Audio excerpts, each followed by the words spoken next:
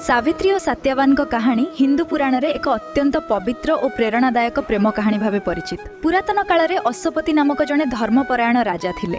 से दीर्घ समय पर्यंत संतानहीन थिबारु देवी सावित्री उपासना करथिले। देवी कृपारे तांको घरे जड़े सुंदरी और गुणवती कन्या जन्म नेले। राजा तांको नाम सावित्री रखिथिले।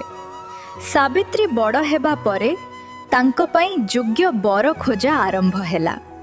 एक दिन सावित्री जंगल रे बसुथिबा सत्यवान को देखि तांको निज स्वामी भावे मने निर्वाचन कले।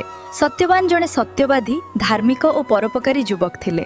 किंतु ऋषि नारद कहिथिले जे सत्यवान आयुष्य अत्यंत अल्प, विवाहर 1 वर्ष पर से मृत्युवरण करिवे। एहा सुनी सबुठारु सावित्री को विवाह भंग करने को कुहागला। किंतु से कहिले एकथर जहाकु मनरे स्वामी भावे मानिची सेही मोर सर्वस्व। विवाह पर सावित्री निज श्वशुर सासुंक सेवा करुथिले। जेदिन सत्यवान मृत्युर दिन आसिला से दिन सावित्री उपवास रखी तांको सह जंगल को गले। काठ काटुथिबा बेले सत्यवान हठात असुस्थ होई सावित्री कोଳରେ मुंड रखी सोई पड़िले। किछि समय परे जमराज तांको प्राण नेबाको आसिले। सावित्री निज पतिंग प्राण फेराइबा पई जमराजंग पछे पछे चलिले। तांको भक्ति, बुद्धि और पतिव्रता धर्म रे जमराज प्रसन्न हेले। से सावित्री को बर मागिया को कहिले।